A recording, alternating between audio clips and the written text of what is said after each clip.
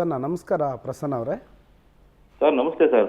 ಹೇಳಿ ಪ್ರಸನ್ನ ಅವ್ರು, ಯಾರು ಸಂತ್ರಸ್ತರು ಅಂತ ಅನಿಸುತ್ತೆ ನಿಮಗೆ ಇದೆಲ್ಲ ನೋಡ್ತಾ ಇದ್ರೆ, ಟಿ ವಿ ನೋಡ್ತಾ ಇದ್ರೆ? ಸರ್ ಈ ಕುಟುಂಬದ ಮೇಲೆ ಎಷ್ಟು ಗೌರವ ಇತ್ತು ಅಷ್ಟೇ ಅಸಹ್ಯ ಉಟ್ಬಿಟ್ಟಿದೆ ಸರ್. ನಮ್ಮ ಮೊದಲನೇದಾಗಿ ಸರ್ ನಮ್ಮ ರಾಕೇಶ್ ಶೆಟ್ಟಿ ಸಾಹೇಬ್ರಿಗೆ ಅಭಿನಂದನೆಗಳು ಸಲ್ಲಿಸ್ತೀವಿ. ಇಂಥ ಗೋಮುಖ ವ್ಯಾಘ್ರಗಳನ್ನ ಹೊರಗಡೆ ತಂದ್ರು. ರಾಜಕಾರಣಿಗಳು ಏನು ಮಾಡ್ತಾರೆ ಅದನ್ನೆಲ್ಲನೂ ಹೊರಗಡೆ ತಂದು ಮುಖವಾಡನ ಕಳಿಸಿದ್ದಾರೆ. ಅವ್ರಿಗೆ ಮೊದಲು ನಮ್ಮ ರಾಕೇಶ್ ಶೆಟ್ಟಿ ಸಾಹೇಬ್ರಿಗೆ ಅಭಿನಂದನೆಗಳು ಸರ್. ಅವ್ರಿಗೆ ಥ್ಯಾಂಕ್ ಯು ಬ್ರದರ್. ಹೇಳಿ ಹೇಳಿ ಥ್ಯಾಂಕ್ ಯು ಬ್ರದರ್. ಹೇಳಿ. ಹಾ ಸರ್. ಸರ್ ನಮ್ಮ ಹೊಳೆನರಸೀಪುರದಲ್ಲಿ ತುಂಬಾ ಅನ್ಯಾಯಗಳು, ಅನಾಚಾರಗಳು ಮಹೇಶ್ವರಕ್ಕಿಂತ ಹಾಸನ ಡಿಸ್ಟಿಕ್ ಅಲ್ಲೇ ಸರ್ ಇತ್ತು.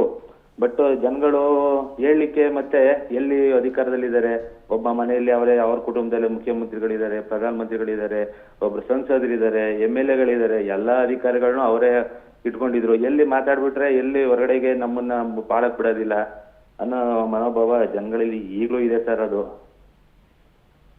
ಬಟ್ ಇದು ಆಗಿದ್ದು ಮತ್ತೆ ತುಂಬಾ ಅನ್ಯಾಯ.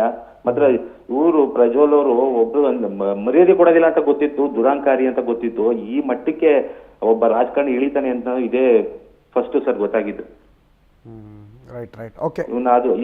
ಇನ್ನೂ ಆದ್ರೂ ಬಿಟ್ಕೊಂಡಿದಾರಲ್ಲ, ಇನ್ನು ಹೊರದೇಶದಲ್ಲಿ ಬಿಟ್ಕೊಂಡಿದಾರಲ್ಲ ಸರ್, ಅದೇ ನಮ್ಗೆ ದುರಂತ ಅನ್ಸೋದು. ಕರ್ಕೊಬಂದು ಅರೆಸ್ಟ್ ಮಾಡಿಸಿ ತಗೊಂಡವನ್ನ ಬಾಯ್ ಬಿಡಿಸ್ಬೇಕು ಸರ್, ಅವಾಗ ಬುದ್ಧಿ ಕಲಿತಾರೆ ಅವರು. Yes yes, thank you Prasanna ಅವರೇ ಕರೆ ಮಾಡಿದ್ದಕ್ಕಾಗಿ.